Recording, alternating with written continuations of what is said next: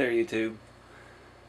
This will be part 2 of my King Holler build here, or rebuild. Like I said on the last video, the chassis is completely done, runs and drives. I did this over about a year and a half, 2 years ago, and I never got much motivation on the body. For those of you who don't know, I worked for Peterbilt, and I wanted to build a scale truck like the ones I drive every day. And I just lost interest when it came time to do the body. And now that I've got some of the parts back out here, I realized why I lost interest in it, because it just isn't quite scale for Peterbilt. I mean, there's certain things. See how far the bumper sticks out? Let's see if I can pull the camera around here. Bumper doesn't sit right.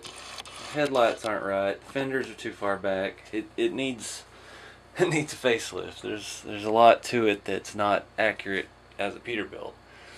Now, these aren't sold as a Peterbilt. They're kind of a Kenworth Peterbilt hybrid, just so they could get by on licensing, not have to I guess pay any royalties or anything. And so I started looking at the first issue here, looking at the bumper, trying to think of a way to move it back. The front crossmember, it's part of your servo mount and also mounts your bumper. It is plastic. Let's see if I can get a little better light on that.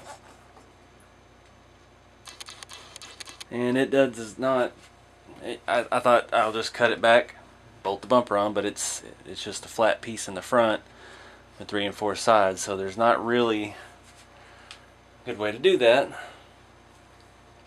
And part of the reason why I quit working on it was I really wanted to do real headlights. Like the Peterbilts have headlights that come off the grill. You have a chrome piece at the bottom that fits pretty much the fender set on top of the bumper. So we're about half an inch off as far as how the nose is going to sit. But we can't just move fenders. That changes all of everything to do with the chassis. And that led to another problem. So when you start to look at the chassis, this one does have a 3-inch extension bolted in it. And I was never really happy with how that looked. I mean, I was hoping to make this pusher axle here to hide that.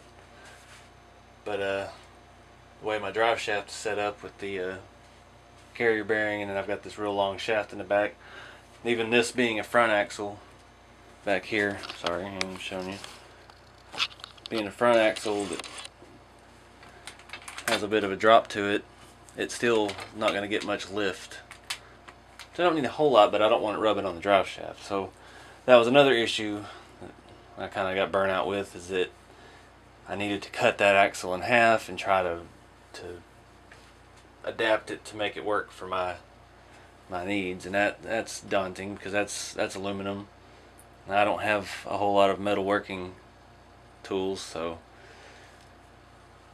that, and also the frame rails are C-shaped steel, and these are solid aluminum, so that would be also another thing to drill accurately through. I don't have a drill press. That would be a challenge. But anyway, I had the idea I would buy these frame rail blanks. These are aluminum, and they were 36 inches. I cut a little piece off of one for something else. But again, problem is drilling all the holes. So it looks like I'm gonna have to buy a drill press, because I want to go ahead and make new frame rails. I want to make it a little bit longer, and I need the freedom to move things around. Like up here in the front, I'm gonna have to move the bumper mount and servo setup all back about a half an inch, but I need my leaf springs and my suspension still in the same spot, and that'll pull the bumper closer to the body. Then I'm going to have to change the cab mount to be able to lengthen the front of the cab and move the fenders up where they need to be. And so odds are this body's going to get destroyed. I'm still not happy with how I went about chopping the roof down. So it may get all redone, but it'll be used for the mock-up. This is going to be a very long-term project, and it already is almost 2 years in.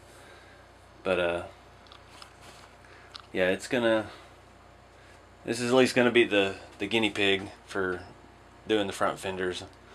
I've got to come up and figure out a better way to cut them because the Dremel's just too rough and too messy, and it's too hard to clean up. That's part of the problem I had with this. I cut it with a Dremel. So I may look into some other options. I know there are a lot of 3D printed Peterbilt and Kenworth and Max and everything you can buy 3D printed. They are very expensive. Last time I looked at them, I think just the fenders, you could buy printed fenders, actual Peterbilt replica fenders for your King hauler, and I want to say they were $80. It was pretty high. A whole cab with hood and everything would cost you well over 100, 150. But yeah, I got to get a drill press. I got to do some checking around and see where we're at.